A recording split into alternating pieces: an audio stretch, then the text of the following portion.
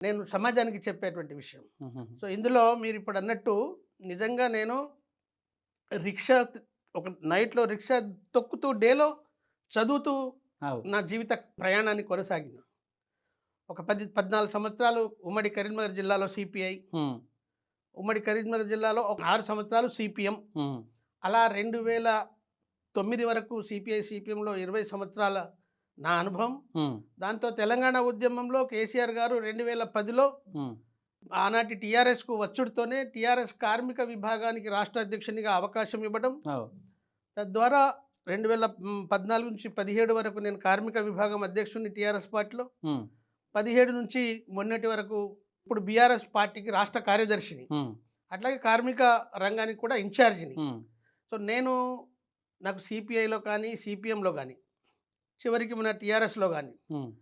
అంచెలంచెలుగా ఎదుగుతూ వస్తున్నటువంటి క్రమంలో అనేకమైనటువంటి ఇబ్బందులు, అనేకమైనటువంటి అడ్డంకులొచ్చినాయి. హ్మ్. కానీ నేనిప్పుడు మీకు చెప్పినటువంటి ఒక లక్ష్యం, హ్మ్. నాకొచ్చినటువంటి ఈ బాధ్యతల్ని నేను ఎట్టి పరిస్థితుల్లో నెరవేరి తీరాలి. హ్మ్. సక్సెస్ కావాలి.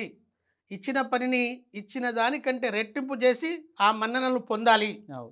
అనే లక్ష్యంతో 14 సంవత్సరాలు సిపిఐలో ఒకసారి ఇచ్చినటువంటి బాధ్యత నుంచి వెనక్కి ఏ రోజు కూడా పోలేదు. అవు. అవు. ఒకసారి బాధ్యత ఇస్తే రెట్టింపు పని చేసి మరింత ముందుకు వెళ్ళినాం. హ్మ్. ఆ రకంగా సిపిఐలో అద్భుతమైనటువంటి స్థాయికి అంటే ఉమ్మడి కరీంనగర్ జిల్లాలో పార్టీ సెక్రటరియట్ మెంబర్ వరకు పోయాను. ఏఐటీయూసీకి రాష్ట్ర జిల్లా కార్యదర్శిగా కూడా పనిచేసినటువంటి పరిస్థితి. హ్మ్.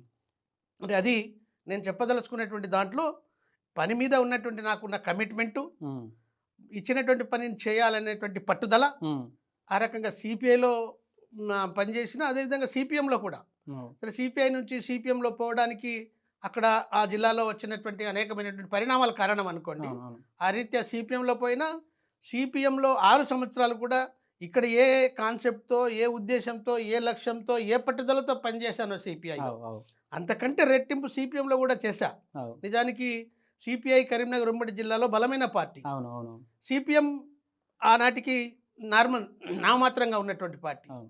కానీ ఆ 6 సంవత్సరాల్లో నేను చేసినటువంటి సందర్భంలో కూడా నేను సిపిఎం టౌన్ పార్టీ సెక్రటరీగా, జిల్లా సెక్రటరియట్ మెంబర్‌గా, హ్మ్. సిఐటియుకు ఉపాధ్యక్షునిగా హ్మ్. అనేకమైన కార్మిక ఉద్యమాన్ని సిపిఎంలో కూడా నిర్వర్తించా. అవు. అవు. అక్కడ కూడా ఇచ్చిన బాధ్యత నుంచి ఎక్కడ కూడా వెనక్కి రాలే. అవు. అవు. ఉన్నంతసేపు ముందుకే ఎన్ని అవకాశాలు ఇచ్చారో హ్మ్. వాటన్నిటికంటే ఎక్కువ ముందుకు పోయేటువంటి ప్రయత్నమే చేసినా. అందులో కూడా సక్సెస్ అయినా. అవును. కాకపోతే 2009 వచ్చే నాటికి అవు. తెలంగాణ ఉద్యమం చాలా బలమందుకున్నది, ఊపందుకున్నది హ్మ్. కేసీఆర్ గారి నాయకత్వంలో. హ్మ్. హ్మ్. ఆ సందర్భంగా మా వెనుక ఉన్నటువంటి కార్మిక వర్గం అంతా కూడా టీఆర్ఎస్ ఉద్యమంలో వెళ్ళిపోతున్నది.